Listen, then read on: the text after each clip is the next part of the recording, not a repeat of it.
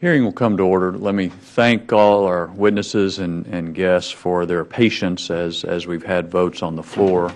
I appreciate everybody being with us today on this hearing related to Counterproliferation Strategy as well as the 2012 budget request for the Defense Threat Reduction Agency and the Chemical Biological Defense programs.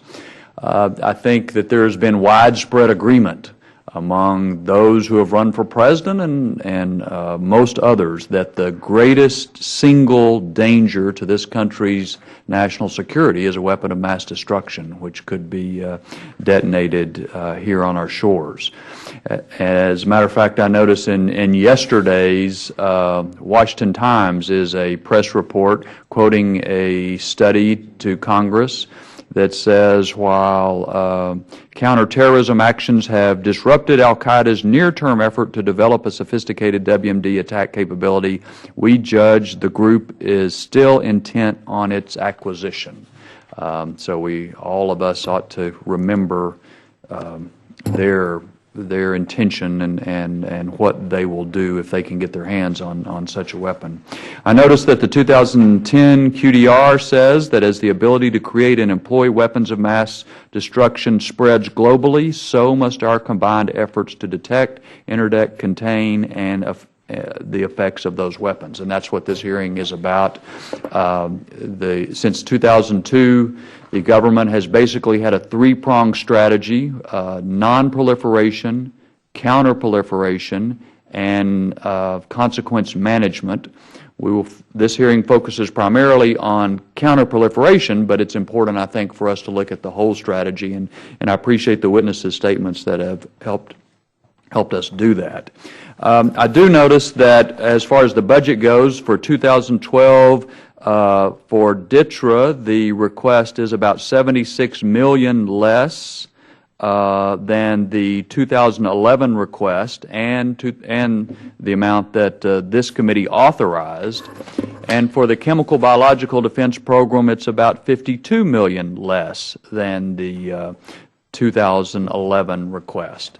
So it does lead one to wonder, why are these accounts going down, although we all are, of course, aware of the budget situation the country faces. So, again, I appreciate our witnesses being here. Before I turn to them, let me turn to the ranking member for any comments he'd like to make.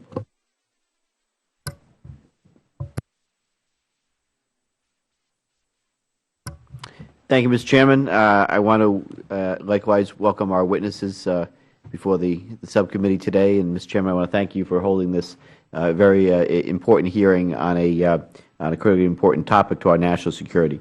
The work obviously being done at the Defense Threat Reduction Agency and the Chemical Biological Defense Program is essential to keeping the nation secure. With so many other pressing things going on in the world, it can be often easy to forget that we face many threats around the world, particularly with respect to chemical, biological, radiological, and nuclear threats to the country. Likewise, so I'm glad that we're focusing attention on the work being done at DTRA and the Chemical Biological Defense Program. I look forward to getting an update on the work that you all are doing.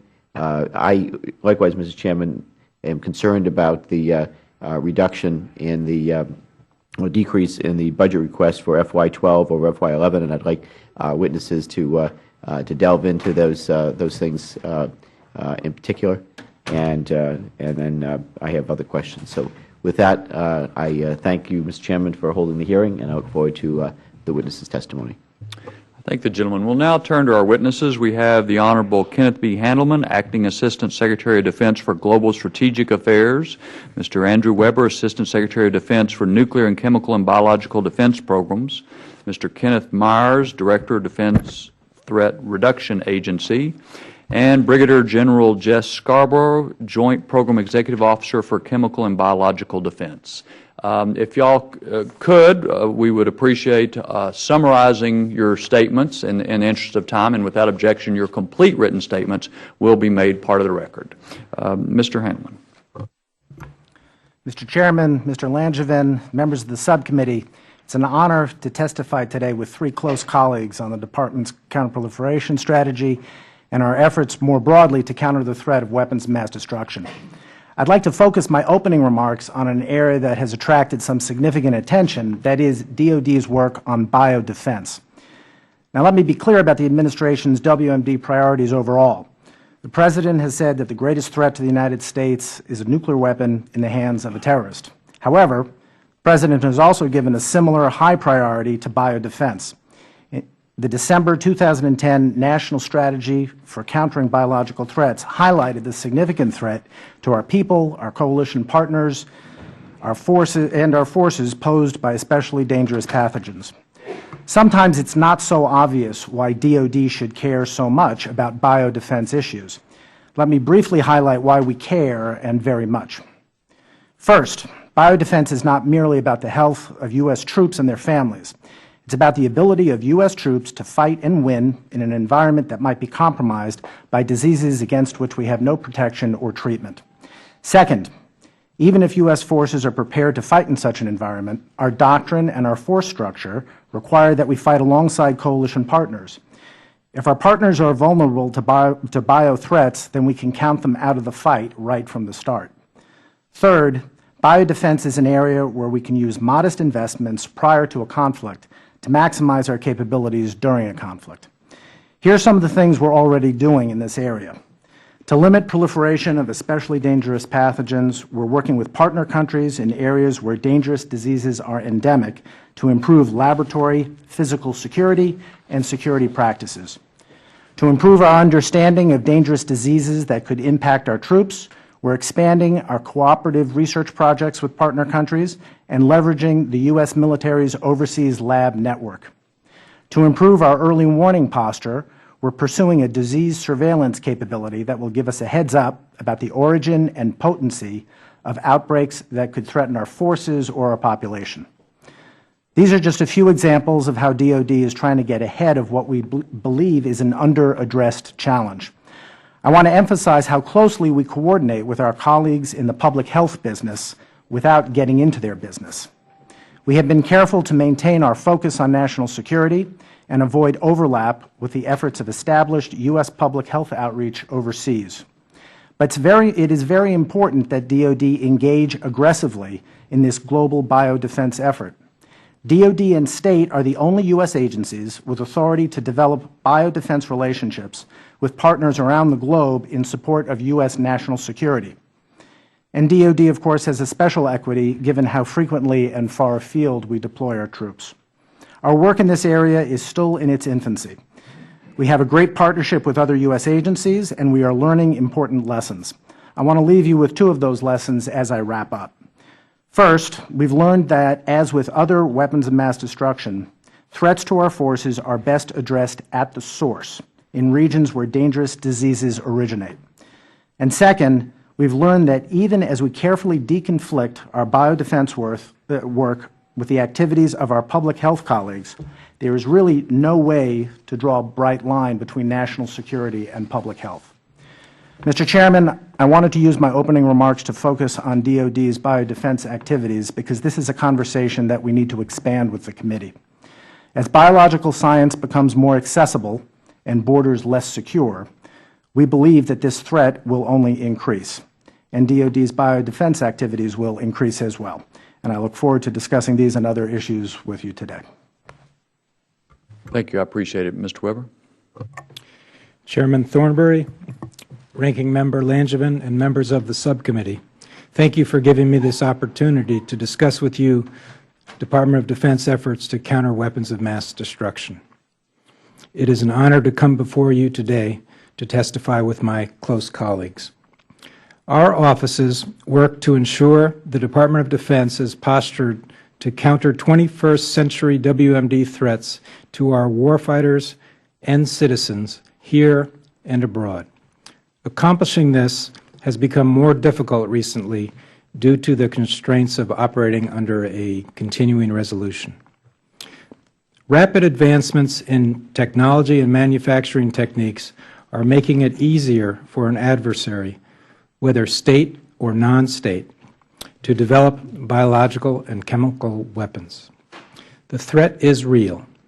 As stated in the National Strategy for countering biological threats, fanatics have expressed interest in developing and using biological weapons against us and our allies. The Chemical and Biological Defense Program provides the capabilities needed for a layered set of defensive measures against chemical, biological, radiological, and nuclear attacks. These integrated capabilities improve our ability to sense chemical and biological warfare agents, shield our service members, shape our operations, and sustain our forces. One capability that is fielded now with our forces in over 300 locations worldwide is the Joint Biological Agent Identification and Diagnostic System. It is capable of rapidly identifying multiple biological agents such as anthrax, plague, and avian influenza. Detection and diagnostics capabilities like this play a large role in biosurveillance, which is critically important to the Department. We need early warning of a biological attack within minutes, not days, through a comprehensive global biosurveillance network. Should an attack occur, we must be prepared to respond. In last year's State of the Union address, President Obama directed the enhancement of the nation's capability to develop, license, and procure countermeasures against both bioterrorist attacks and naturally occurring infectious diseases.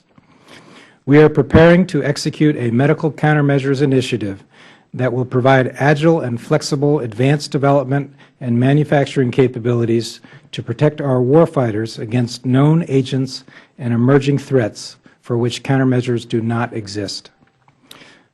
President Obama has stated that one of today's greatest dangers is nuclear terrorism. We believe al-Qaeda and their associates are seeking nuclear and other weapons of mass destruction. It is clear that they would use such weapons if they managed to obtain them. Our offices are the focal point within the Department for both maintaining a safe, secure, and effective nuclear deterrent and countering nuclear and weapons of mass destruction threats. In February, I visited the 341st Missile Wing at Malmstrom Air Force Base in Montana. I observed the execution of this critical deterrence mission and thanked the extraordinary airmen responsible for providing our nation with this essential capability. In order to reduce the risk of emerging nuclear-armed adversaries, the Department of Defense is working with the Departments of Energy and State to implement the President's Global Nuclear Lockdown Initiative to secure vulnerable fissile material worldwide. We are also working to improve the nation's capabilities in nuclear detection and forensics. To keep Congress fully informed of the U.S. government's development and fielding of countering WMD capabilities, the Counterproliferation Program Review Committee will provide an updated report in May of this year. It will relate prioritized capability gaps to programs and resources. The threat of a nuclear, chemical, or biological attack on our troops or the homeland is real and constantly evolving. This means the Department of Defense must develop and implement agile and effective programs to counter weapons of mass destruction. In support of the vision of President Obama and Secretary Gates, the Department is working to strengthen our capabilities to effectively prevent, deter, defeat, and respond to these threats.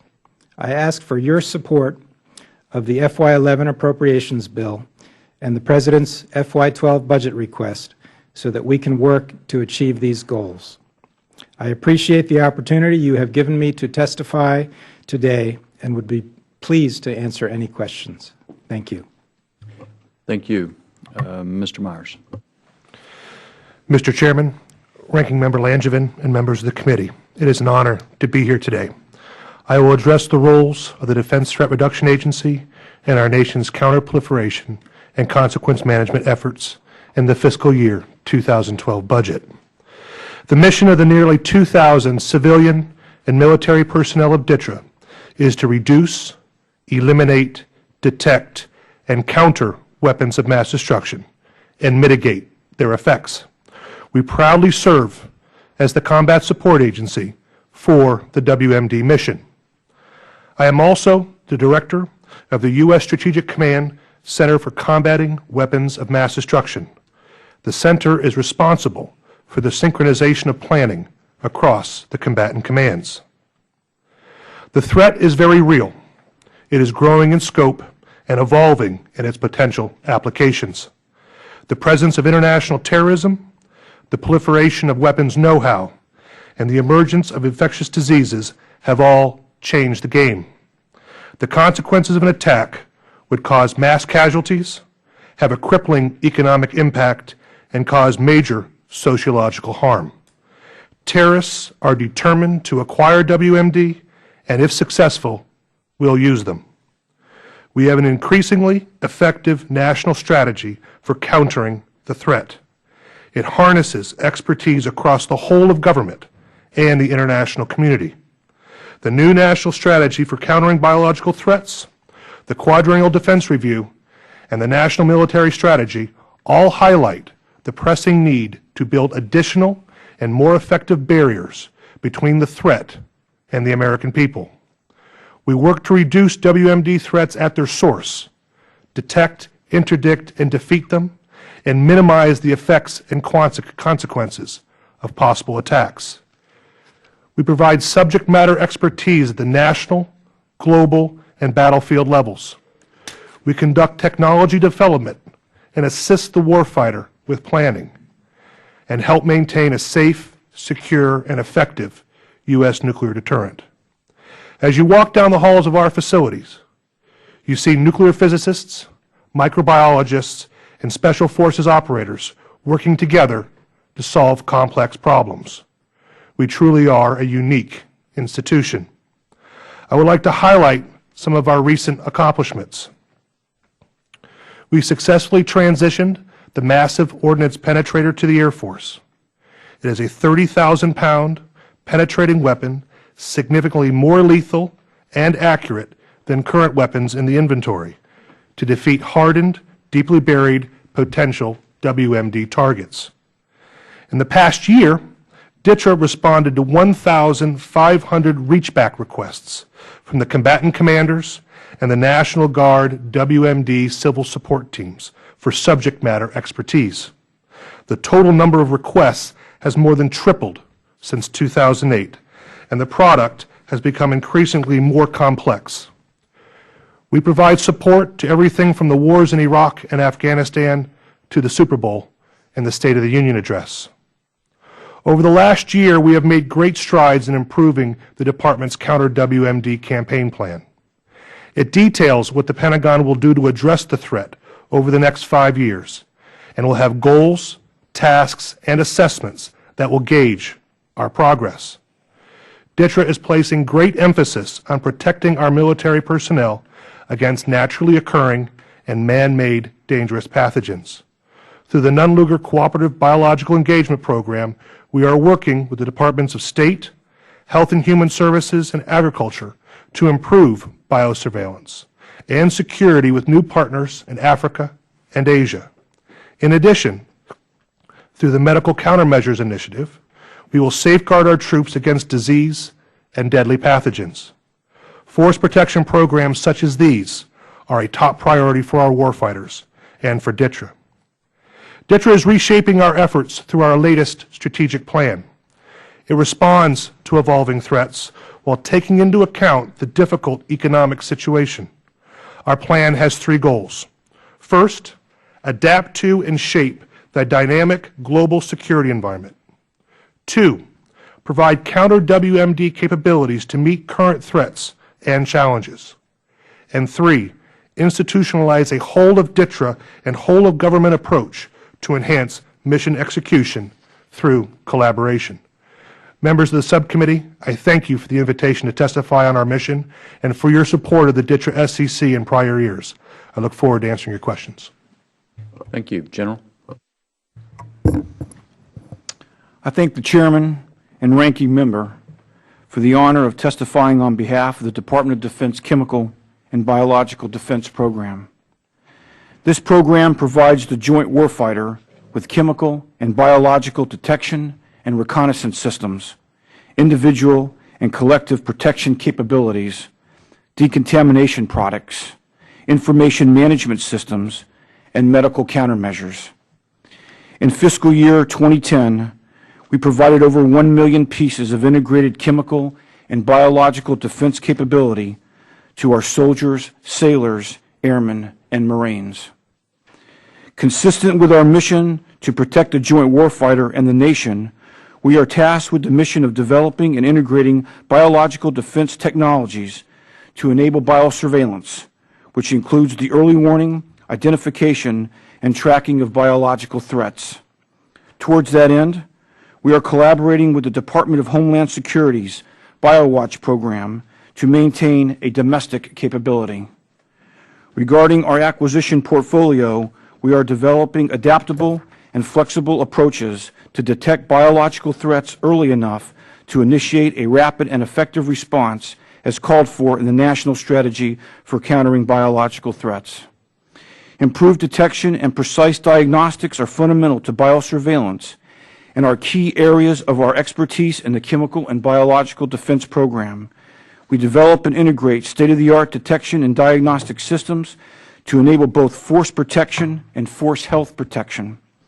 A new program start in fiscal year 2012, the Next Generation Diagnostic System Program will develop a family of systems that provide improved diagnostics capabilities across all operational echelons.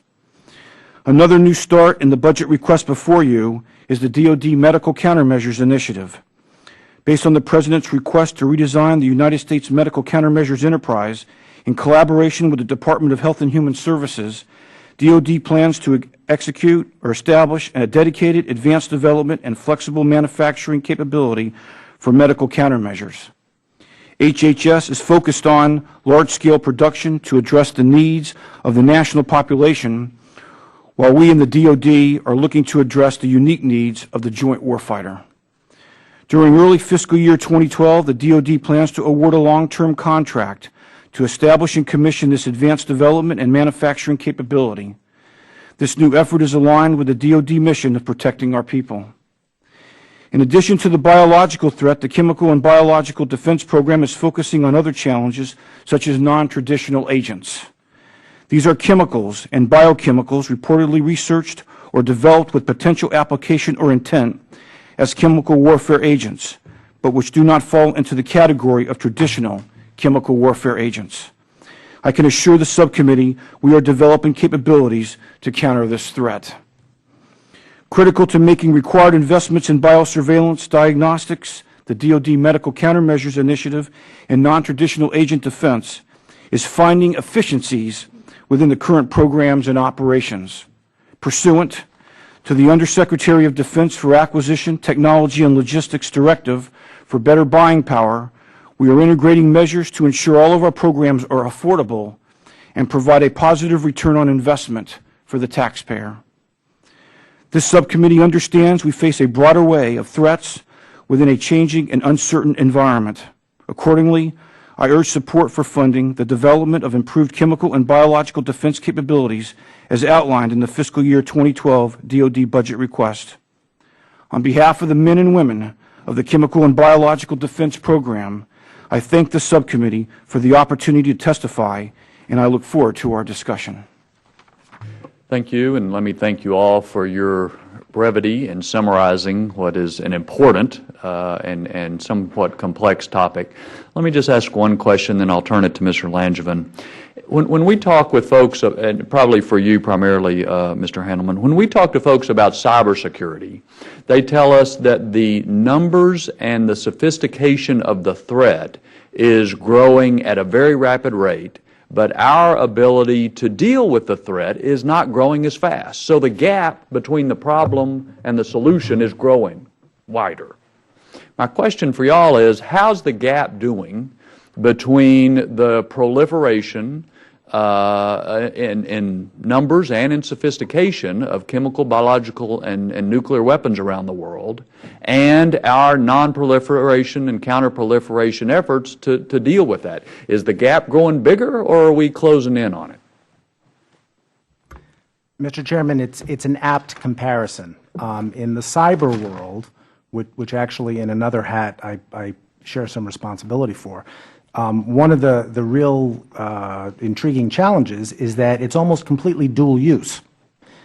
Among the WMD areas, the three areas, nuclear, chem, and bio is the one that is mostly dual use. In other words, it's not strictly military.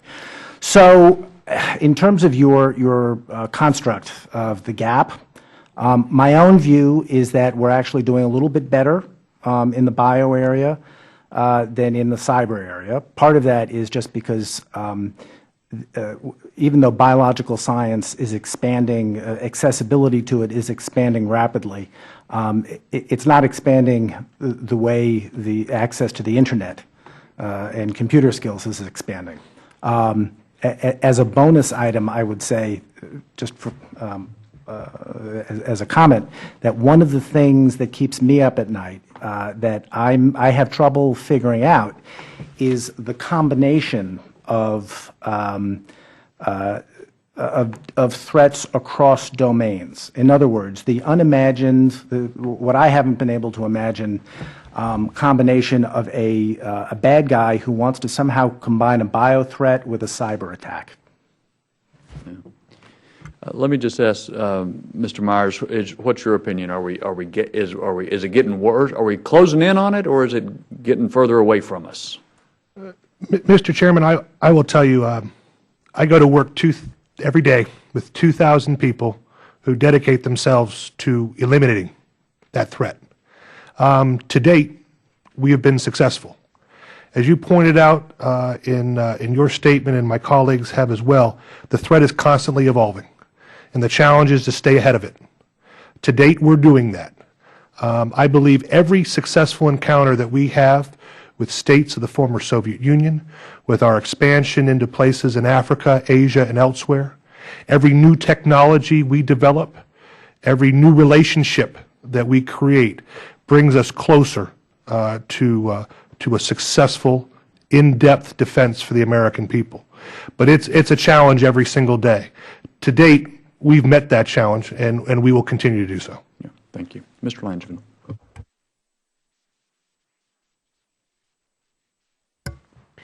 Thank you, Mr. Chairman. Gentlemen, again, thank you for your testimony. If I could, Secretary Handelman, I'd like to return to an area I mentioned in my opening statement, and the Chairman did as well, about the budget for fiscal year 2012.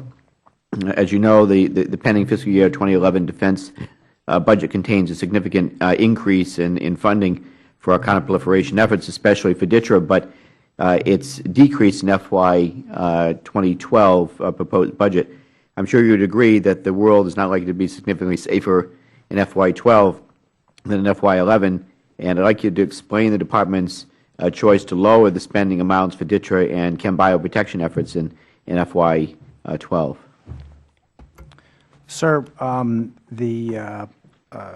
with respect to the DTRA budget, as you may know, the budget request and the appropriated and authorized amount was really flat for many years. The FY 11 request was actually a significant ramp up. The FY 12 request reflects a hard balancing of priorities across our whole department, decisions made at levels above all of us. I guess I'm confident in the capability that budget request can deliver. I would characterize it as a moderate ramp down of what had been a previous ramping up. That's my view from the strategy and policy level. Mr. Myers has to live this every day as the director of the agency. He might want to amplify. Thank you. We've taken a number of steps over the last 6 months to make the agency as effective and efficient as we possibly can. And we found a number of areas where we could combine operations, lower our overhead, specifically in 2 to 3 different areas. We've also gone and closed down two facilities, offices that we had. One was in Dugway, Utah. The other was supporting efforts at NATO SHAPE. The efforts that they were supporting will continue on, but we believe that we'll be able to provide the same amount of support and expertise from our headquarters at Fort Belvoir than we were on site. Lastly, we did a strong and very strict rack and stack of all of our priorities, starting from the very top all the way to the very bottom. And those items that were at the bottom, I'll give you one example. We have an in-house think tank. It's called ASCO. Its job was to go out, do research, find the latest thinking on various subjects, and we've cut back significantly in that arena. So savings from each of those three elements will allow us to continue operations even at a lower budget level. Sir, if I could just add one comment as well. From an acquisition and a programmatic standpoint, we've been able to get some efficiencies by being joint. For example, we now deliver one ground respirator, the Joint Service General Purpose mask, to all 4 services, the same protective mask on the ground side. That has reduced some of our operations and support costs by being joint and delivering a common solution. The same thing is with our joint chemical agent detectors.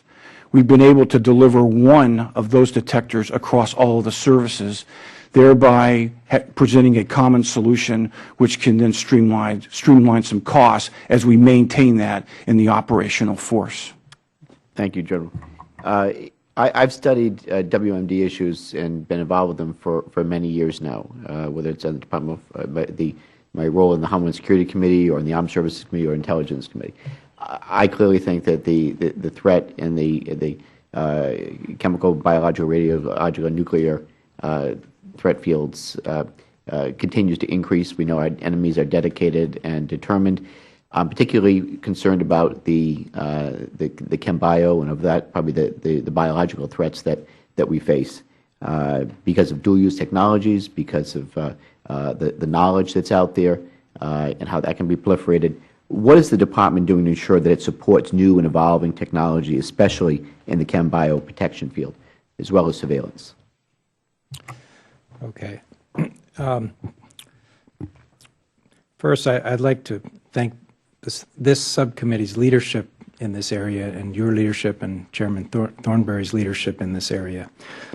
Although the top line for the chem-bio defense program from our 11 requests to our 12 requests declined $52 million, down from $1.578 billion, so about a 3.3% decline.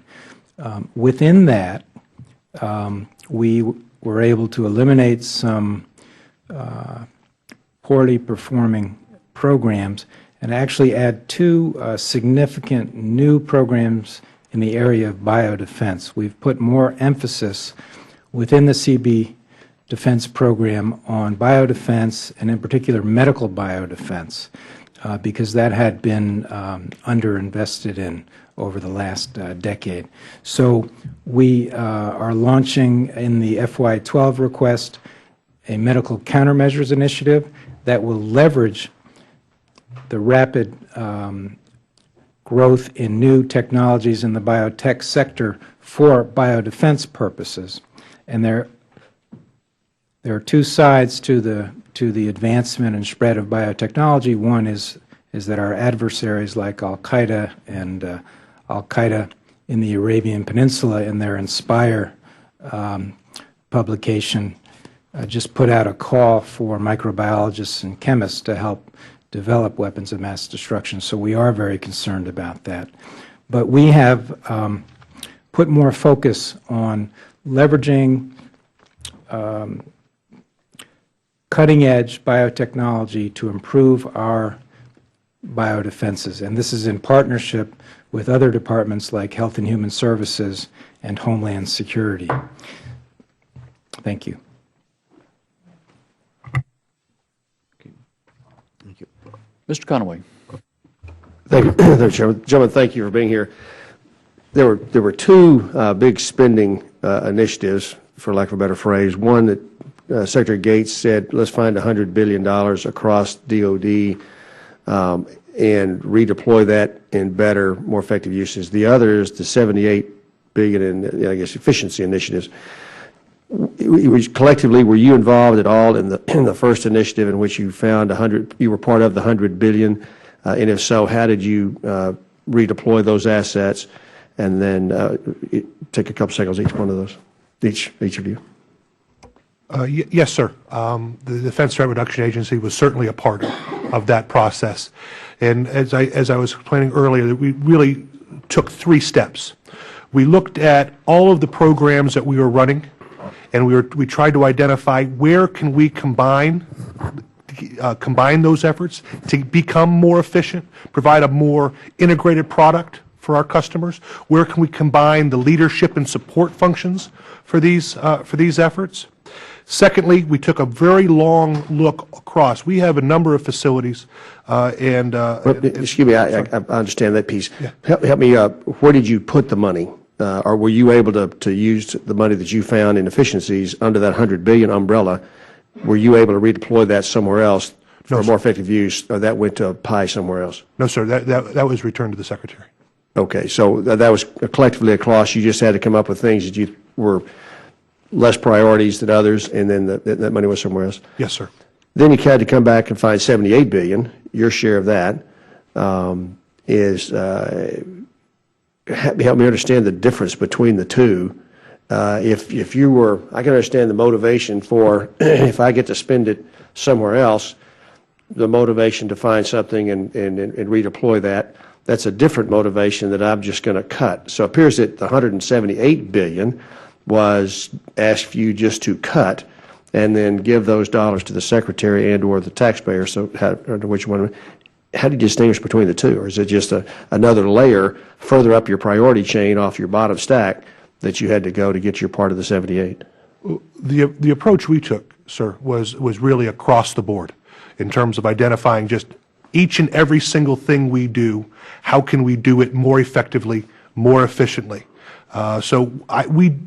While they were separate efforts, we didn't really distinguish between them. We really saw that as an effort that had to be undertaken because of obviously the economic situation that we are facing, and we're not done there. We're continuing to look for more ways to do more with fewer funds. It's across the board. So I don't believe we didn't look at it that way. We didn't look at it as two separate things. We looked at it as an overall across the board process that we're not done with yet. Okay. Others want to enlighten us as to how that might have worked? Well, sir, the organization I work in is OSD policy, so frankly, we don't own a whole lot of money. Just in terms of looking across the whole department and reflecting on the mission space that's represented here, I have to tell you that I think that the importance of the countering WMD mission area to the department was reflected in the fact that, by and large, if you could add up everything across the entire mission space, which actually is very difficult. It depends how you define countering WMD. There actually weren't massive reductions. I think Mr. Weber reflected 3.2. Well, let me ask it this a different way because I'm a little frustrated here. We went through the $100 billion, sent that money to the Secretary. Did he send any of it back across your spectrum? Within the chemical and biological defense program, the efficiencies that we identified were reinvested back into the CB defense program. So the answer is yes. And for the services, that was especially true in terms of the big picture. They were able to reinvest their efficiencies in priority procurement areas for the warfighter. But the point I'd like to emphasize is that the President's FY12 budget request to Congress from this program represented today already includes a significant amount of belt belt-tightening in it, and we would ask that you fully support the request. Now, for the FY11 request, which it's unfortunate that after 10 years of flatlining, especially for the Defense Threat Reduction Agency, we had succeeded in putting an 18% increase into the FY11 request. But the effect of the continuing resolution is that we're actually operating significantly below the FY11 request because FY10 was so much lower. Thank you, Mr. Chair. We share your frustration operating under a CR for Department of Defense wide. We understand what a wreck that is. Any help you can give us with the good folks on the other end of the building would be helpful. I yield back. Thank the gentleman. Ms. Davis. Thank you, Mr. Chairman. Thank you all for being here. I think, Mr. Myers, you spoke of one of the strategic goals, the whole of DTRA approach, and we kind of throw around whole of government approaches a lot too. And I think from many of our efforts, it's easier said than done. So could you tell me where do you see some of the blocks in that? And it's not so much funding, right? It's more culture, or what is it that you see, and how do you really see that making a difference? I know that you've spoken of the jointness, and that's an important part of this, I think. But could you speak a little bit more to that and how we ought to be thinking and framing that? Certainly, thank you. When I was speaking of a whole of DTRA approach, I mentioned also that we're a pretty unique organization. We have a full 24/7, 365 days a year operation capability that we run, as well as research and development. So we really have two parallel processes. And my main goal at DTRA is to make sure that the research and development is fully supporting the operations and vice versa. We must work as one entity, one unit, because we are the WMD. Where's the biggest disconnect in that? I don't believe I could say identify one specific thing, but let me give you a potential example. Arms control inspections. The operational side of DTRA does the inspections, and we also host the inspectors that are doing inspections. On our research and development side, we are developing the technologies to verify arms control commitments. We must make sure that the equipment that we're producing on our research and development side fits the needs and the constraints and the conditions that our inspectors are going to have to operate in. So we need to make sure that the equipment is rugged, it can move long distances and be strapped to somebody's back, come off on site and work exactly as advertised. So we need to make sure that those things are all working together as one with one common picture. And we've made a lot of progress in that area. On the whole of government, I would say to you that we have worked extremely hard on that. Specifically with our friends at the NNSA, the Department of Energy. The three of us just participated in what we call the bridge meeting. It's DTRA, Policy, NCB, and NNSA, all sitting down, identifying where we're working in similar areas and fully coordinating it, making sure there aren't gaps, making sure there aren't overlaps, making sure that the communication is there, not only at the strategic level, if you will, but at the action officer level, that the contracts that we're letting in certain areas are meeting, not overlapping and not leaving gaps. Similarly, a couple of months back, Mr. Handelman and I spent an afternoon at the Department of State, making sure that our biological engagement efforts were completely in sync, completely synchronized with the work that the Department of State and HHS do in those areas. I think those would probably be the best examples I could give you. Yes, Mr. Weber? If I could please just add to that. Countering weapons of mass destruction, by its very nature, is a cross-cutting issue, interagency and globally. So this presents a challenge within the department, within the U.S. government. Also, within the Congress, there are so many committees that have jurisdiction in this area, as Ranking Member Langevin mentioned, the Homeland Security piece. And so leadership from us within the department, from your subcommittee and committee is critically important. And I'll just give one little example. And we know we don't make it easier. Well, we really need to work together on this, and we're committed to working with you on this. But just one example, biosurveillance. There's a very small program that the Centers for Disease Control executes called the Global Disease Detection and Response Program. It's critical to our national security, but because it's over in CDC, it gets very little funding. These are the types of cross-cutting issues. But I will say that although it's difficult under this administration, and I've served in public service for 26 years, I have never seen better leadership from the WMD Coordinator's Office, from the Counterterrorism Coordinator's Office, and interagency cooperation. We have an excellent team that works across agencies, whether it be at the Department of Homeland Security, Department of Health and Human Services, or Department of Energy or State. Yeah. Thank you, Mr. Chairman. Time's up. Thank you. Mr. Franks.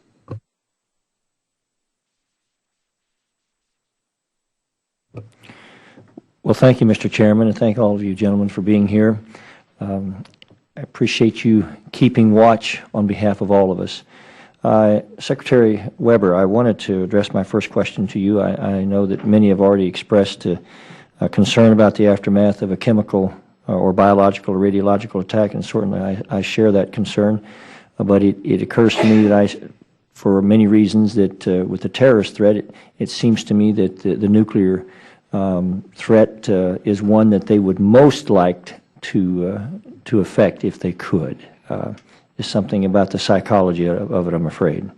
With that in mind, I'm concerned about the potential, sort of the ultimate asymmetric weapon that they might use if they had one warhead and some ability to put it above our country and launch an EMP attack on our country. And I know that that's something that has grown to be more and more aware on the part of many of us. But I guess I would like to know, in light of the potential of an EMP attack leaving us with a severely damaged grid and without electrical power for an extended period of time, what is the strategy to redress a scenario of Americans without power for an extended period of time? Well, preventing terrorist use of an improvised nuclear device is our #1 priority. The hardening against EMP attacks is also a priority for the Department of Defense in other areas, and we work with leadership from DTRA in hardening. This year we did testing at Pax River, EMP testing on the E-4B aircraft, and in the coming year we will be testing the B-2 aircraft. So we have significant expertise in this area. And although the domestic power grid is not the responsibility of the primary responsibility of the Department of Defense, we are lending our expertise in this area to the Department of Homeland Security. And I would ask my colleague Ken Myers how DTRA contributes to this effort. Thank you. DTRA is the technical lead within DoD for the EMP challenge. We're involved in technology development, technical assessments, technical assistance, and we develop the standards by which we judge our ability to withstand an EMP attack or situation. As Mr. Weber said, we are not the lead, but we have provided specific technical assistance to our interagency partners on exactly the type of threat that you have identified there. We continue to work, again, as an interagency process, bringing those skill sets that we have to bear to the EMP threat on specifically the grid, as you mentioned. Well, thank you, Mr. Myers. I'm hoping that perhaps you might take a look at the SHIELD Act designed to ameliorate the danger of an EMP attack, for that matter, a geomagnetic storm, which is certainly an inevitable reality at some point. But for the purposes of this committee, the EMP application is the most significant. I've sponsored that bill, and a number of the members of this committee are co-sponsoring it. We'd love to have your input on it because it is something that, from my perspective, represents a real opportunity for terrorists to do us a catastrophic harm. And it's one of those things that's difficult sometimes to articulate without seeming to employ hyperbole. But it is, as you know, a very real threat, and it is something that I'm afraid that there's still a fundamental lack of awareness of, and I'm hoping that you folks will keep an eye on it. I'd love to have your response on the SHIELD Act. And with that, Mr. Chairman, I'm going to yield back. Thank you, sir. Thank you. Mr. Johnson. Thank you, Mr. Chairman. It pains me that during our consideration of the 2011 budget, Congress degenerated into the politics of just say no. And as a result, or as one of the results, DETRA's budget, which had been up to 18%, with good reason, ended up remaining at 2010 levels. So we didn't get the bump that was justified, apparently, and now, due to political realities, a movement to reduce the 2011 proposed level of funding downward. This comes at a time where the detonation of a nuclear device or the release of a chemical or biological agent on American soil, coupled with a coordinated cyber attack, it could have the consequences are unimaginable. And that threat is certainly a foreseeable event. And this is a clear example of politics putting the people of the nation at risk. And we're further hurting ourselves by funding the government in 2-week increments. And we just cannot, as much as this committee is bipartisan, we cannot fail to look at the results of our overall political strategies in this country, which have gotten into just which party is going to be in control, as opposed to what is best for this nation. Mr. Myers, I think our annual budget, or your annual budget, is about worth 1 week of fighting in the war in Afghanistan. And I've heard you say that you have refigured your operations, your think tank you've dismantled. Is that basic research? How do you compensate for the dismantling of your think tank? And also, I'd like to know if the likelihood of a state or non-state actor could detonate a nuclear device or a chemical or biological event on U.S. soil, is the likelihood of that lower or higher than it was 10 years ago? Thank you, sir. On the first step, when we were talking about ASCO, ASCO did not do basic research. That was done our research and development enterprise at the agency. ASCO was responsible for funding think tank research and efforts such as that, multilateral dialogues and things such as that. Those efforts will continue. The funding stream will still be there.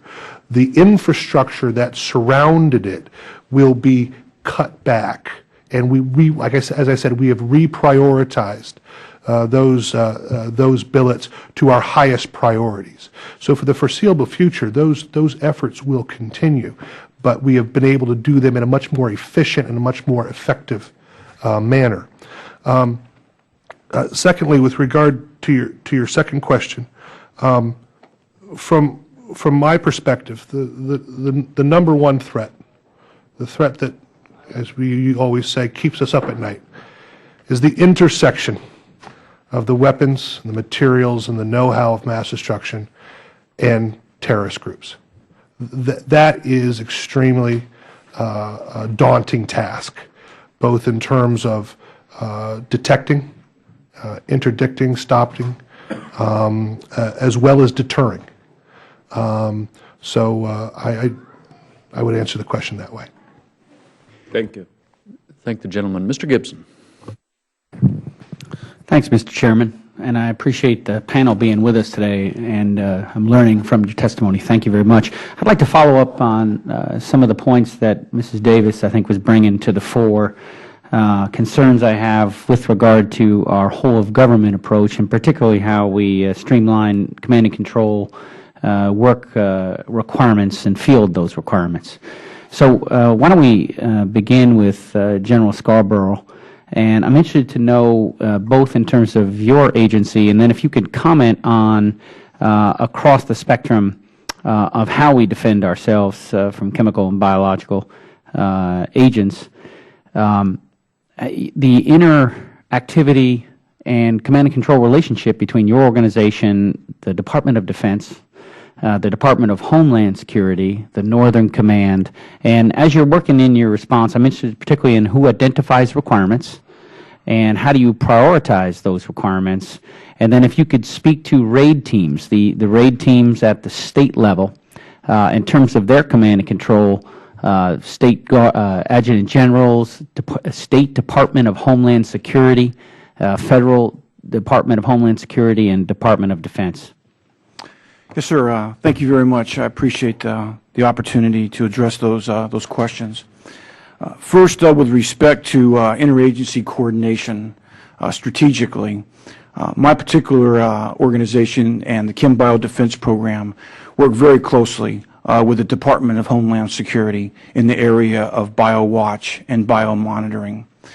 This is an entity that the Department of Homeland Security has put in a command and controlled aspect that they have put in 30 major urban areas. Can you operationally define work closely? I mean, you have working groups. Is there like a battle rhythm that you go through? What do you mean by that? Yes, sir. We do have working groups, and we also have interagency agreements that define roles and responsibilities of how we move forward.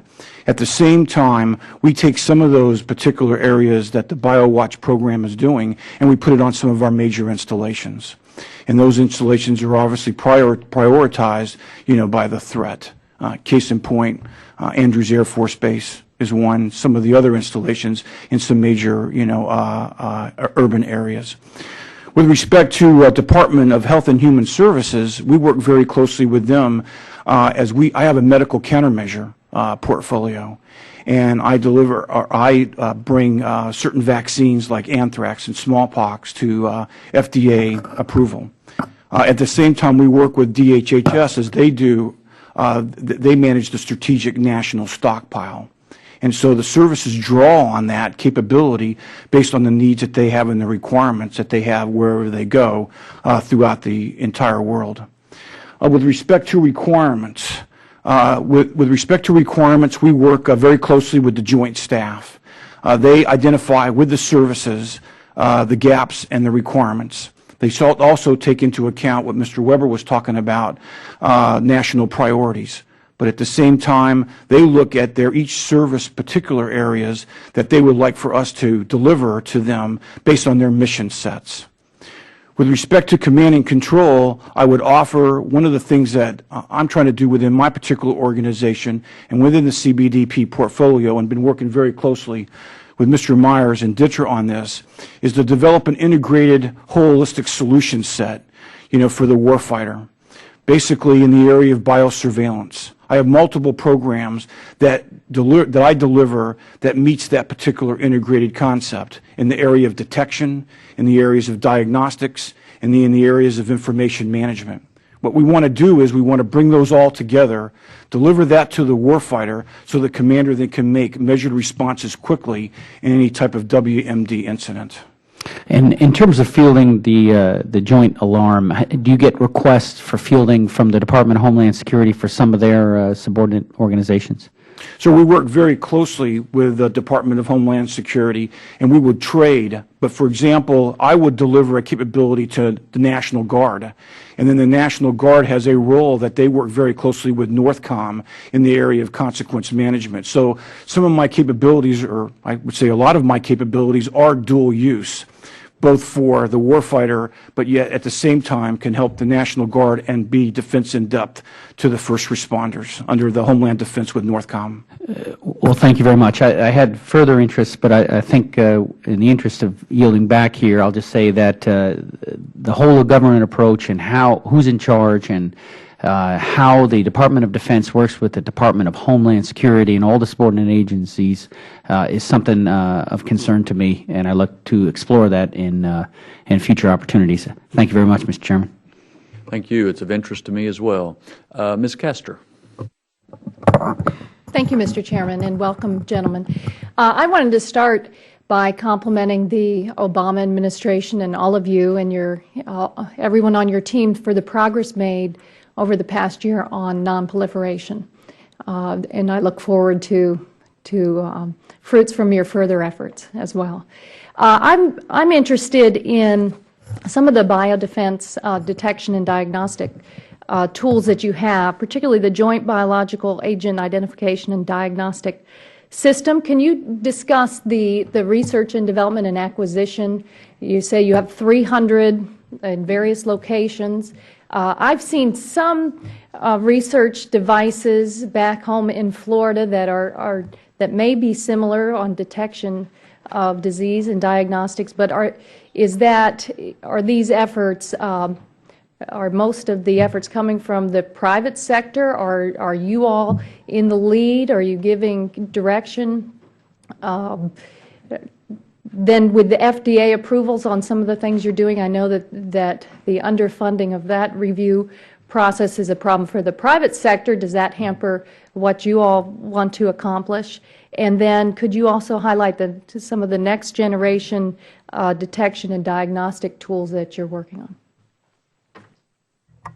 Yes, ma'am. Thank you. The first, when we talk about diagnostics, the Joint Biological Agent Identification and Diagnostic System was a requirement that was levied onto us by the services so they can increase their diagnostics and surveillance activities globally throughout the world. I work very closely on the science and technology and the research development side with Mr. Myers and his office because they do the joint science and technology for the chemical and biological defense program. At the same time, what we're doing with the diagnostics program is that we have FDA approved assays in there that can detect, plague, tularemia, avian flu. At the same time, we have 70 pre-positioned emergency use authorizations for multiple influenza or bio incidents that could be dropped immediately within the FDA in case we have a national emergency. The FDA, we have to get those licensed by the FDA. On the next generation diagnostics, what we're looking there is providing a capability on the back end that can tie into an information management system. JBATES kind of stands on its own. What we would like, that program stands on its own. But what we'd like to do is now tie it into a information management system so we can get into command and control and things of that nature. Okay. Do the rest have another brief answer? Because I want to try to get one more question in. Yeah, I would just add quickly that time is everything in biodefense. So to the extent that we can improve our early warning and detection capabilities and have rapid, accurate diagnostics, and then if we detect an event, delivery of medical products quickly, we will save lives. So it is an area we're going to be putting a lot of increased investments into. Let me ask you one other quick question. Director Myers, do the current events in the Middle East, have they informed anything new in what you're doing? Has CENTCOM given you additional requests for support? We provide support to the combatant commands on a constant, continual basis. As I laid out in my opening statement, in terms of the reach back, it's almost a continuous conversation and sharing of information and expertise. We do have significant subject matter expertise that they reach back to us to identify in terms of how to plan, how to prioritize, and the like. And that is all ongoing and continual. That's probably as far as I'd like to go in this forum. Yes. Thank you. Mr. West.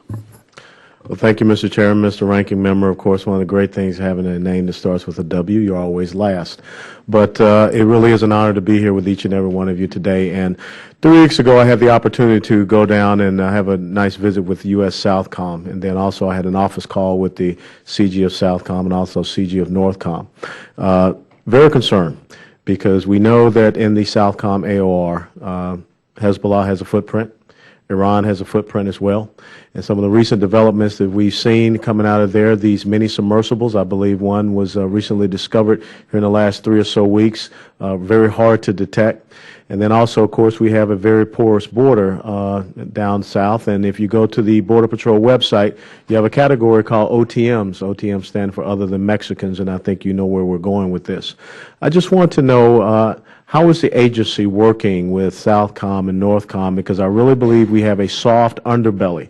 Right now, it could be drugs coming up in these mini submersibles, but the next thing you know, we have some of these non-traditional agents or some other type of weapons of mass destruction. So what are your resources that you have down there to cover that Southcom AOR, and of course, as it transitions to Northcom and into the continental United States? Thank you. Thank you, sir. Our support to Southcom is robust. We have a number of what we call LNOs that are based at Southcom to facilitate the coordination and communication.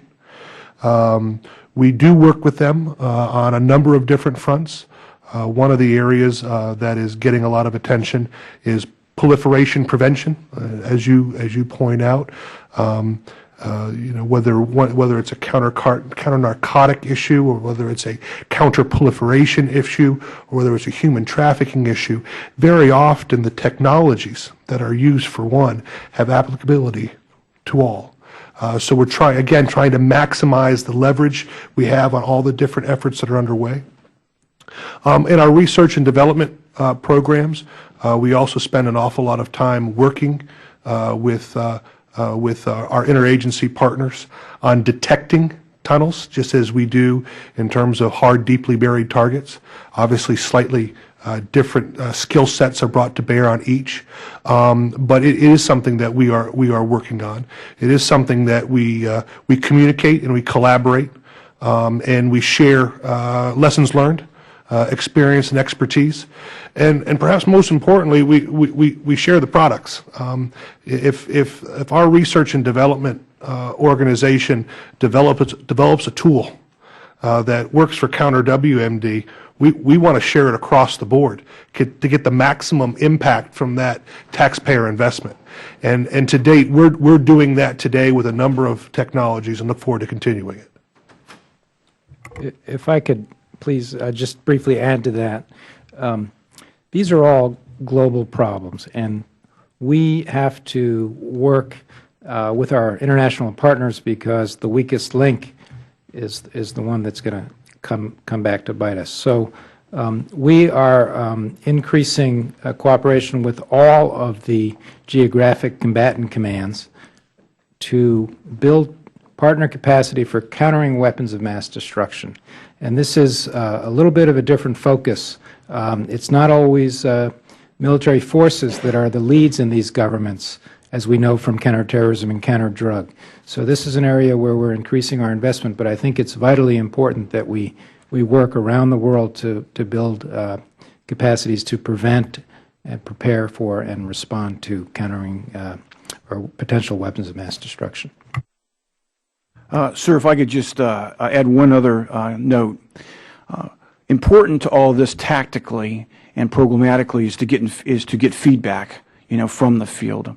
So we have a joint acquisition chemical and biological radiological nuclear knowledge management system that allows soldiers to give us immediate feedback, on their capabilities as they support the COCOMs. This is an invaluable tool, as you can imagine, because the bottom line is we want to make sure we're giving them good equipment that's effective and combat ready.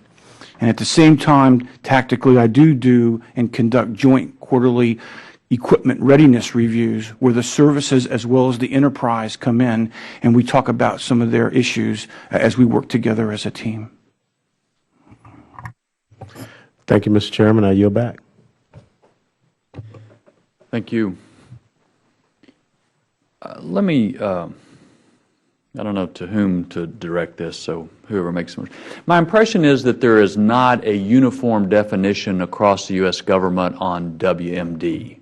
I was thinking about it a while ago, Mr. Langevin's question. He mentioned radiological, but often it's not included with what one hears.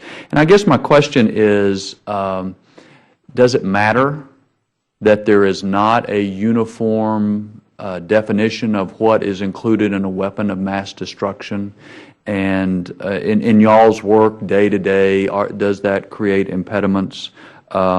Should there be some standardization, and should radiological weapons be included in it? Sir, perhaps I'll take a first stab. I think your observation is trenchant, but when I look at what we do on a day-to-day basis, I can't recall an instance or some situation where the admitted flexibility of the definition has been an impediment to our work. I think to some extent this is like obscenity. When we're dealing with uranium of a certain level of enrichment or a certain type of pathogen, we know how to prioritize it. The radiological threat, I think, is it's certainly different than a full-up nuclear weapon, but it's certainly within the broad ambit of what we work on, what we think about. It's because one might look at an RDD as not your stereotypical WMD. It doesn't mean that it's not part of our planning or our thinking. I'm not sure if colleagues would want to amplify. The definition of weapons of mass destruction in a lot of ways are defined by some of the international agreements that we're a party to. One of the examples that comes to mind is the Chemical Weapons Convention. And in the Chemical Weapons Convention, you have a number of different schedules. Schedule 1 being an actual weapon, Schedule 2 maybe being a direct precursor, Schedule 3 perhaps being a more distant precursor. And as Mr. Hanneman was saying, identifying where the threat stops or where it begins is often difficult. And that's why specifically in the nuclear and radiological area, the communication in terms of the types of expertise different departments and agencies bring to bear on this threat is critically important. Obviously, most of our work, the work that the Defense Threat Reduction Agency has done in the past has really been weapons focused. I mean, implementation of arms control agreements and things such as that. Our colleagues at the NNSA have an awful lot of experience in the nuclear materials, in the radiological sources and things such as that. But from our perspective, we really look at WMD is chemical, biological, radiological, and nuclear. I think that's a pretty common understanding if it's not specifically written down in law. And we're preparing for a radiological weapon just as we prepare for a chemical or biological weapon. Yes, sir. In fact, there are a number of programs that our partners at the NSA run specifically are focused on identifying radiological threats and sources and materials and collecting those up and bringing them back into safekeeping. We have a role as well. It's just less. And I presume also consequence management, which is going to be a completely different sort of thing than ChemBio. Let me turn, if I could, to the Medical Countermeasures Initiative.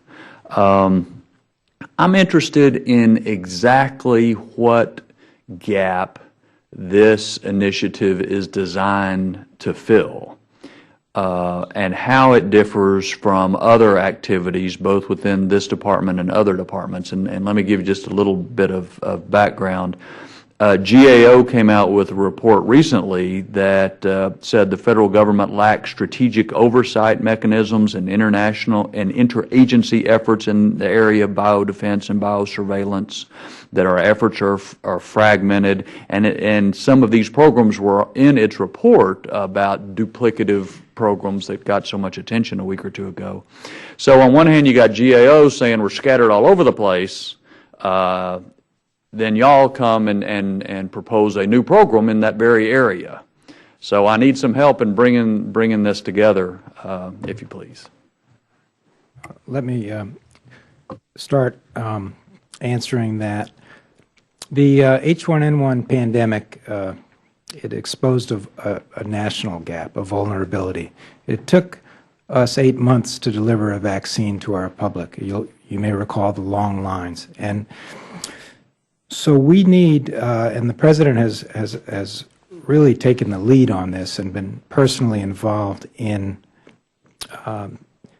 building a concerted national approach to creating a capability for agile, flexible development, advanced development, and manufacturing of medical countermeasures. And the Department of Defense has to contribute to that, because whether it's a member of our armed forces in the field deployed or whether it's a citizen on the street, the same FDA-approved medical countermeasures are required to save lives in the event of a bioattack. The GAO report, I believe, is in a little bit of a time warp, because last year, Secretary of Health and Human Services Sebelius led a review of the medical countermeasures enterprise, and as DoD, we participate in the biodefense countermeasures enterprise, and we were part of that review. The report itself had some recommendations, and with strong leadership from the White House, we are implementing those recommendations. In terms of the gaps that it's meant to address, there are infectious diseases for which we have no vaccines or effective antimicrobial drugs or antiviral drugs. So we need to fill those gaps, again, whether it's in Northeast Asia or here in the homeland. We can't afford to have it take 15 years to develop a vaccine against a particular drug. DoD is also very, and has been since the late 1990s, very concerned about the potential for bioengineered threats, and that's why we're exploring some of these platform technologies that could be multi-use against the unknown threat, that would give us an ability to quickly characterize a pathogen and then develop a countermeasure once we have been able to characterize that. And a specific example I'll cite is during the H1n1 pandemic, we did a live fire exercise with an antiviral capability that we had developed through our Transformational Medical Technologies Initiative. We obtained a sample of the H1n1 strain, and within 14 days we were able to produce a new antiviral drug targeted at that particular strain. And then we conducted testing in ferrets, and it had better efficacy than Tamiflu. And that particular effort has now resulted in an IND drug candidate that General Scarborough, through his program, is pursuing advanced development of. Well, I think I want to learn more about it. I'm concerned that too many medical issues have been put over on DOD, largely as a result of Congress. And I do appreciate the fact that it's not easy to draw a line between what sort of infectious disease scenario could be a matter for the Department of Defense and what should be CDC, Department of Health and Human Services, and others. I just, again, want to understand the issue about duplication and coordination, which you may well be right. Administration may be ahead of GAO, but also the proper role of DOD in doing certain things in the medical area, because I think my own view is that it has shifted probably outside of scope.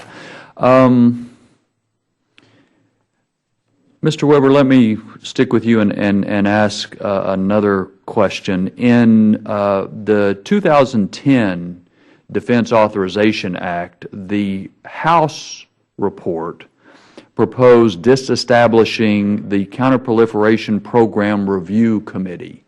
And as I believe the Department of Defense was okay with that.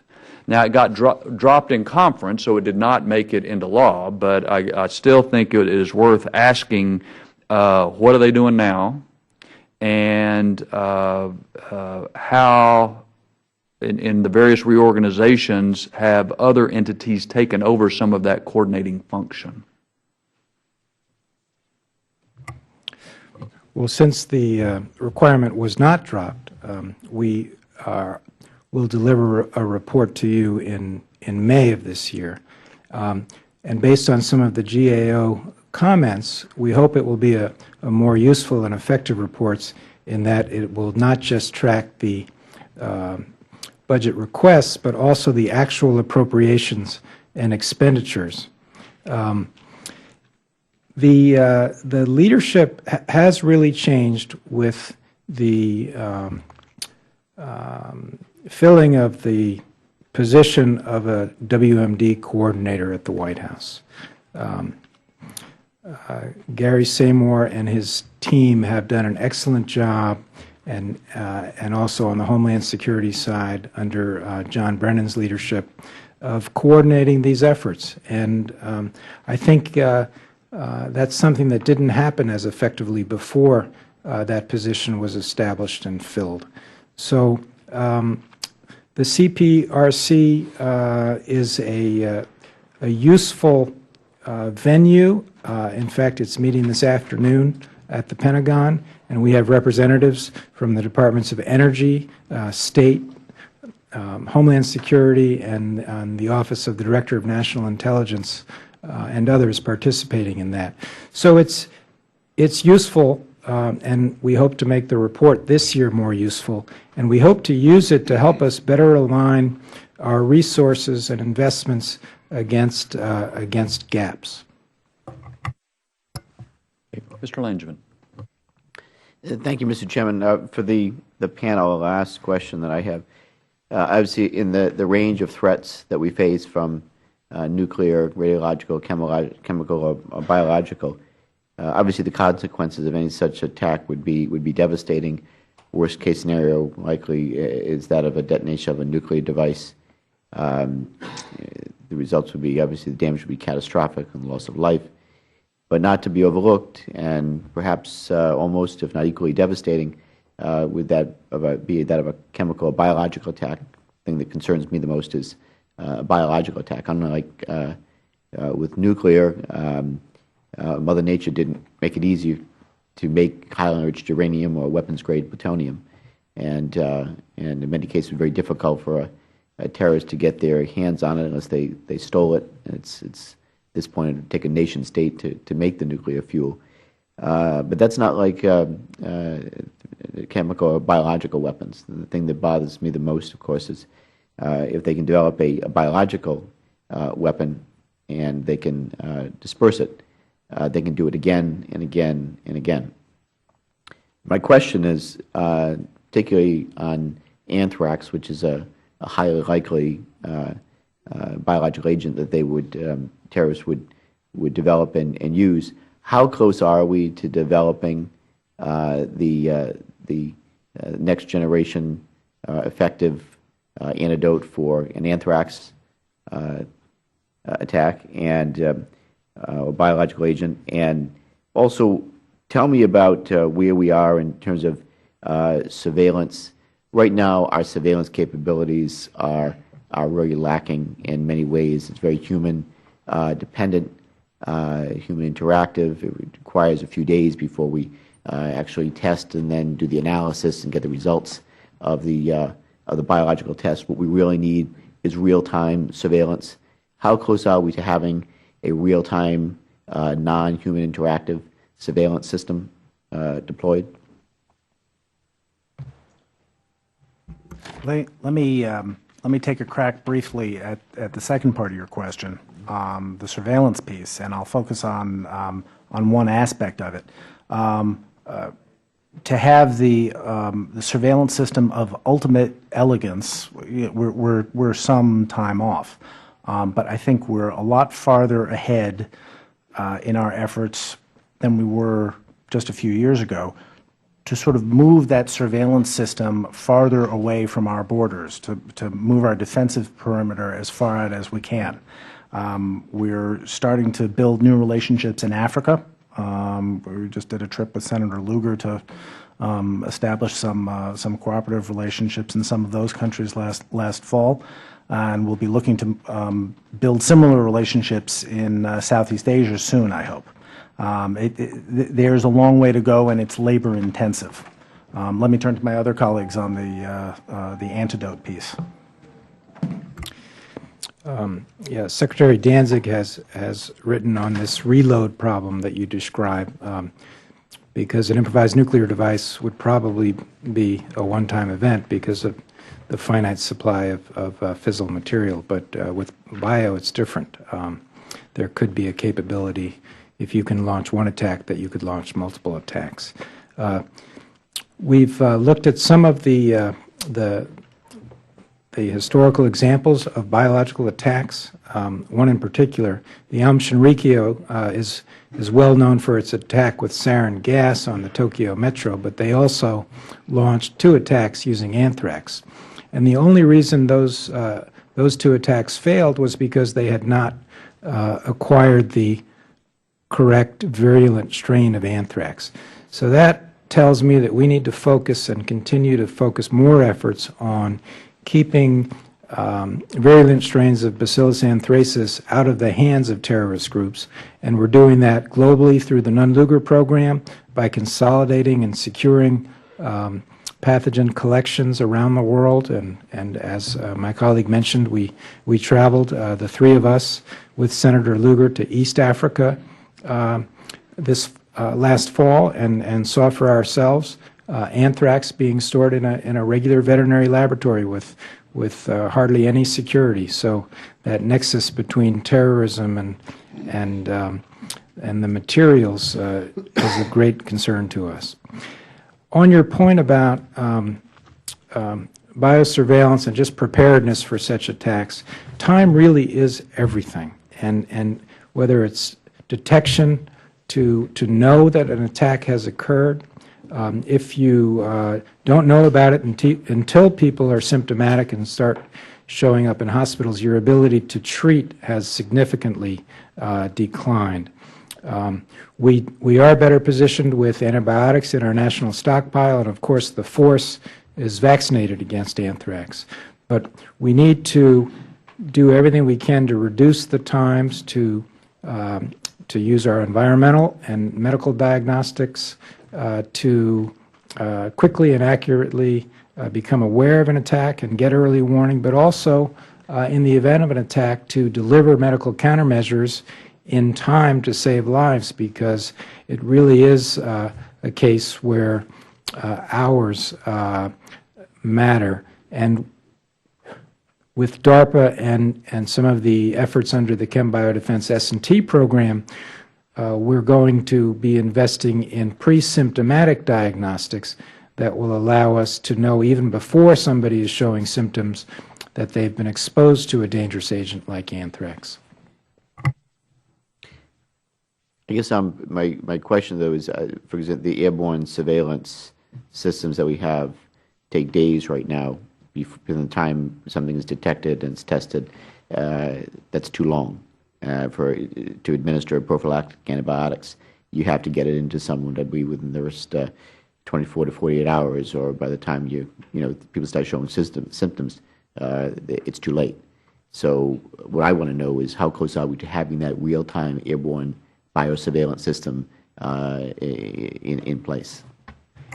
In terms of the domestic capability, I believe in 30 of our urban areas, the BioWatch program of the Department of Homeland Security is developing its next generation that will have an automated detection capability. Right now, the air samplers have to be taken back to a laboratory for analysis, and that clearly we can't afford to lose that time. But I understand they're fairly close to achieving a capability to have that real-time surveillance. But I also want to emphasize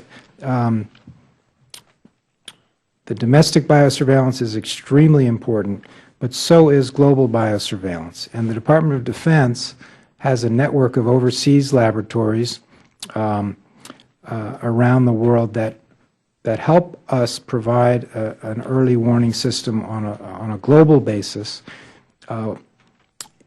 including in countries where some of these rare diseases are endemic.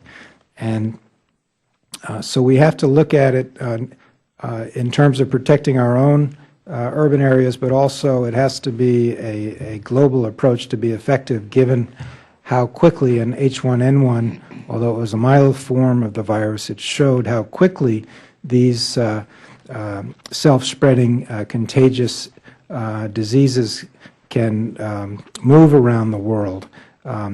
If Mexico had had a real-time biosurveillance system, perhaps H1n1 could have been isolated and contained within that part of Mexico where it originated.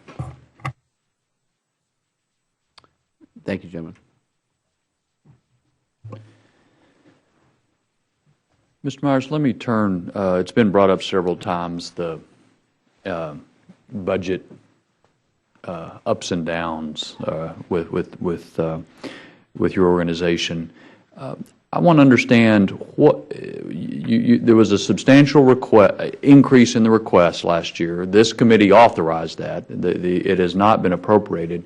What would you have done, or would you do with that extra money that you're not doing now with a flatline 2010 level? A number of things. First of all, during the preceding decade, where, as Mr. Hanlon explained, we faced a flat line of budget, we took on a number of different additional mission areas, and we went ahead and funded that from within. So we did not receive additional funds to take on those new mission areas. And as a result, we had to make some very, very difficult decisions. Some of that is in terms of our infrastructure, our information technology capabilities, and the like. So the FY11 request helps us fix some of those problems that we incurred. In addition to that, the FY11 request gave us some specific capabilities to move out and with strong support for the combatant commanders. Specifically, our ability to help detect nuclear radiological threats. In addition, specific efforts, we've talked a lot about the lines of defense, moving them as far forward as possible. The FY11 budget request included specific increases in our engagement in biological threats in Africa and Asia and elsewhere, as well as the Nunn-Lugar program's role in the global nuclear lockdown effort, our efforts to eliminate potential threats by securing and making them more safe. I would say on a macro level, that 17.5% in terms of making sure that we have the tools to serve the warfighter, what it really did was it looked at each line of defense that we have erected between the threat and the American people and made substantial improvements to each one. I'd be happy to share some of the details of that with the subcommittee, but just in terms of the overall view, at the source was a large part of it. Detection was another large part of it. Interdiction, it significantly increased the special relationship we have with Special Operations Command and the tools that we work with them on. And also, quite frankly, it helped us develop the consequence management, the forensics tools. If we're able, as Mr. Weber said, in terms of identifying a threat before it happens, unfortunately, if an event were to occur, the quicker we're able to identify where that threat came from and who was responsible, the quicker we're able to respond. And if we're able to do that with a high level of effectiveness, we'll be able to deter perhaps some of those who would otherwise attack. So again, that request was across the board, sir. Okay. Well, I think we will obviously need to be in touch once we see what happens finally with fiscal year 11 to analyze then your request for fiscal year 12 to see how it's changed. And it's a very difficult situation for everybody to be in, there's no question. And so we'll want to look at that again. Let me ask you one other thing. You talked earlier about your R&D efforts.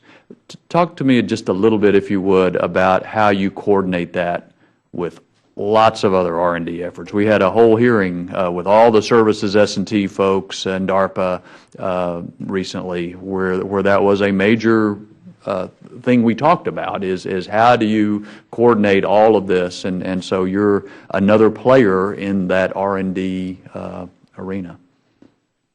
Yes, sir. Thank you.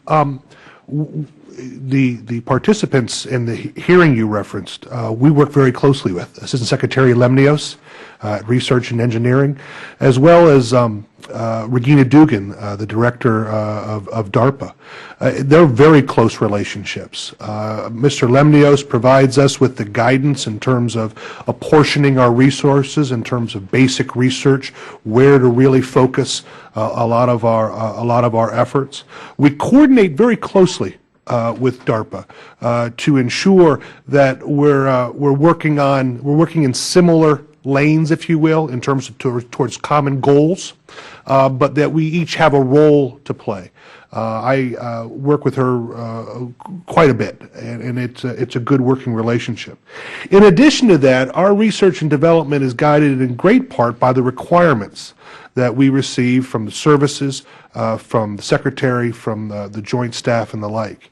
And we utilize those as the bases for our commitment of funding in various areas. It seems to me, I'm sure there is some coordination with the national laboratories. When you start just thinking through the different organizations in the government who do some of this, it's a lot. Well, sir, let me give you an example. One of them would be specifically increasing our capabilities in terms of verification technologies, the technologies that we would have to verify compliance with arms control treaties. In that case, you have the Department of State, the Bureau of Verification, Assistant Secretary Gadamuller. You also have NNSA in conjunction with the national labs, and you also have an effort at the Defense Threat Reduction Agency. And so you have these three parties plus the labs, and we meet regularly. In fact, Assistant Secretary Gadamuller hosted a large roundtable for all the partners to really come in and identify goals, identify paths to those goals. What are the limitations? What are the conditions that A, they might be used in, B, they might be transported, or C, what kind of technologies are we talking about? So A, that we have a common set of goals that we're all working towards, but that we all understand the paths and ensure that they're complementary of each other. And obviously, our friends at the NNSA have a tremendous relationship and resource with the national labs. DTRA is also very pleased. We do an awful lot of contracting work with the laboratories. And again, we work very hard to deconflict those contracts and those efforts with our other government partners. Okay.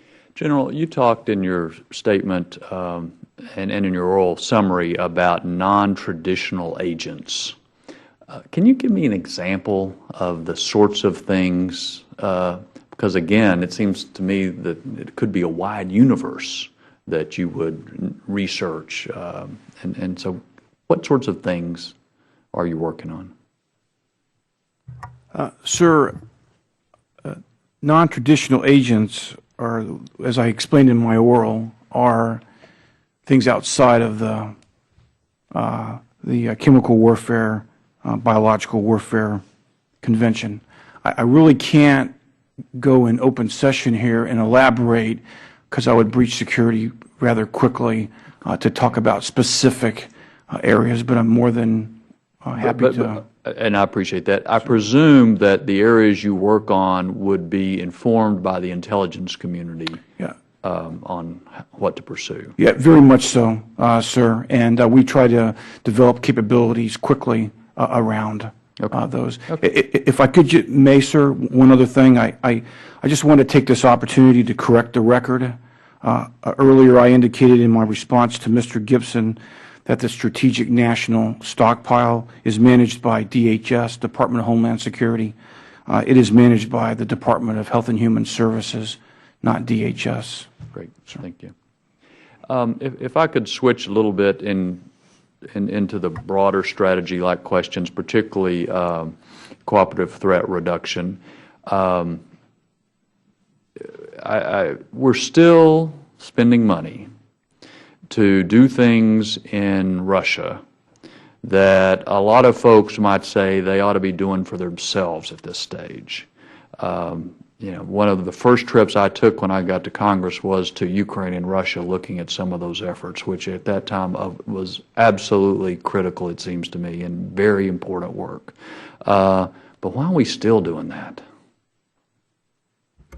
Mr. Chairman, it's an excellent question. Let me explain a couple of things about the process. First of all, in general, they ask, we don't offer. We don't always say yes. This is very much a process of looking at what they have that needs to be secured or eliminated and what matters most to us. One of the problems we have in evaluating these requests is that Russia is back on its feet economically. The way in which the country handles all of its affairs in its different regions is not quite as consistent as certainly we do here in the United States. So just for example, if we want to have 100% confidence that a mobile missile launcher has in fact been completely eliminated, whether it's pursuant to a treaty or some other reason that it's being taken out of service, one of the things we think about is that if we can be part of the process of eliminating it, that gives us that 100% confidence. The other thing that I would say about nonproliferation with cooperation with the Russians is that it's been one of the few areas in a relationship that certainly has its peaks and valleys that has been consistent. Cooperation that we have from the Russian Ministry of Defense continues to be very straightforward. Same with the Atomic Energy Ministry, Rosatom. Russia has played an important role, I think, in sort of the coalition of the willing on nuclear security, initiatives that were started under the Bush administration and continued now. I am not saying that the Nunn-Lugar program somehow purchases that goodwill, but it's the foundation of a nonproliferation relationship we have with the Russians that has endured.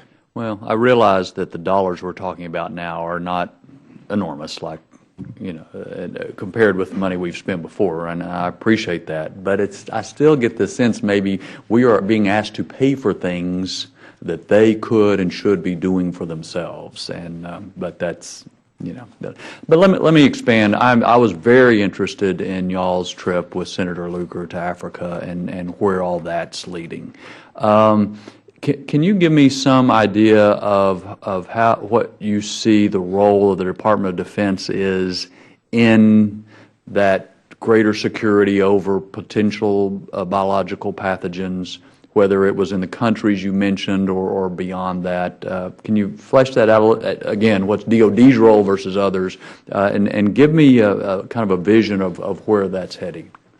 Sure. Let me start. Of course, my colleagues can amplify. I mentioned in my opening remarks the point that Department of Defense and, to some extent, the Department of State are the only two departments in a position to look at biosecurity internationally from a national security perspective. So we look at, you're familiar, I think, with the biosecurity work that was done in the former Soviet states. The model there, or at least the point of departure, was that there had been a very complex and significant bioweapons program, and the foundation of the work there was eliminating infrastructure and other things that existed. So looking out in a place like Africa or other regions, obviously they're not bioweapons programs. There are endemic diseases. There is some science capacity. They're not necessarily evidence of terrorist organizations in any particular place at any particular time. But frankly, our goal is to get ahead of the potential presence of terrorist organizations. And we think a lot about regions that have trouble with securing their own borders. So that's sort of the strategic framework. Why Africa? Well, to tell you the truth, one reason was that there already is a significant international and U.S. public health presence there. And our view was this is a place to partner with other U.S. agencies. I'm thinking of the CDC that has been in Africa for years, a little more recently, the PEPFAR program. So the point is not that the Department of Defense is coming in and parachuting in and taking over. Far from it. In fact, depending on what the particular type of activity it may be, whether it's just providing basic physical security for a laboratory or helping foreign scientists and laboratory workers improve their laboratory security practices or working on disease surveillance, it could be that we actually work through the CDC or other agencies. And it's not that they are our subcontractors. It's that they're on the ground and we don't need to duplicate what they're doing. That's an example of sort of the nuts and bolts. And if y'all, I'd appreciate any comments, but also, is there money in this budget request in this effort, and if so, to do what? For fiscal year 12. For fiscal year 12, yeah, indeed. Off the top of my head, I'm not sure what it is. But it would be to establish some of these laboratory relationships. It goes in the broader rubric of biosurveillance. Yes, sir. The FY11 request for the Nunn-Lugar program overall was $522 million. Though that included specific requests for bio-engagement, Africa, Asia, Pakistan, Afghanistan, Iraq, places such as that.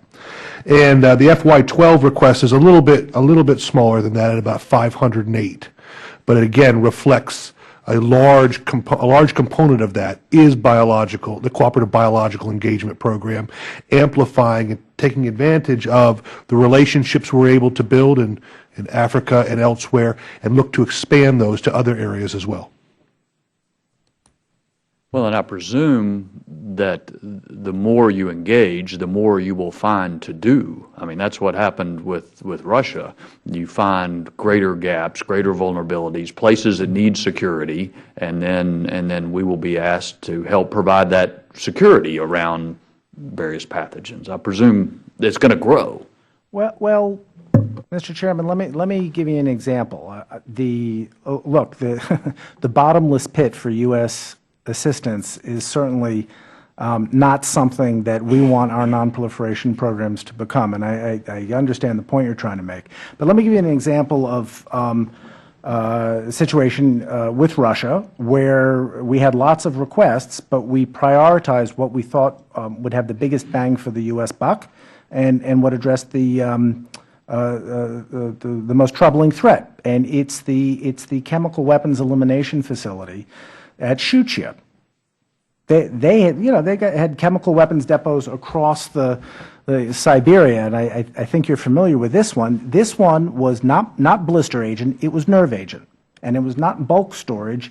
It was, I think, 2.1 million artillery shells and rockets. So it's the most dangerous stuff in its most proliferable form, and with a minor, I think 2 minor exceptions, that really has been the core of our chemical weapons elimination program with the Russians. Now, so the point I'm making, the applicable point I'm making to biosecurity in Africa or anywhere else is that I'm sure you're right. Once our new partners get familiar with how we work, we'll get lots of requests. It doesn't mean we're going to say yes to all of them. Mr. Chairman, I'd like to add one quick point, if I may. I think it's also important that we scope the size of some of these challenges we're dealing with.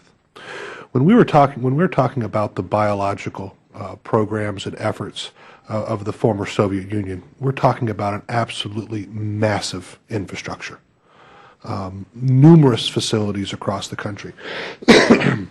Those are expensive undertakings. When we're looking at places like the countries that the three of us visited with Senator Lugar, we're talking about individual facilities that don't quite have that same infrastructure, if you will. I think the scope and the costs of what we're talking about are on a completely different scale than those that we were talking about in the FSU. And I think a fraction of the money we spent on the threats we dealt with in the former Soviet Union will have tremendous impacts on these facilities. And as Mr. Handelman said, we get requests from these governments on a number of different levels. And the three entities, policy, NCB, as well as the Defense Threat Reduction Agency, work very closely together to prioritize and identify where we are going to make the biggest impact to benefit U.S. national security. And I might add the State Department is also part of that dialogue. Well, I think this is very important work, and I'm very supportive of expanding it. I think, as you heard from some of my colleagues earlier today, we're always going to be interested in how government agencies coordinate together, and you've just highlighted the importance of that in this particular instance. But I'm very sympathetic with the idea that some better security around some of these pathogens is a very important goal for our security as well as for many others. I just want us, as far as DOD is involved, to understand what's involved and as well as the dollars that are being asked. I think we've worn everybody else out. Again, I appreciate y'all's patience in being here, waiting on votes and so forth, and answering our questions. And with that, the hearing stands adjourned.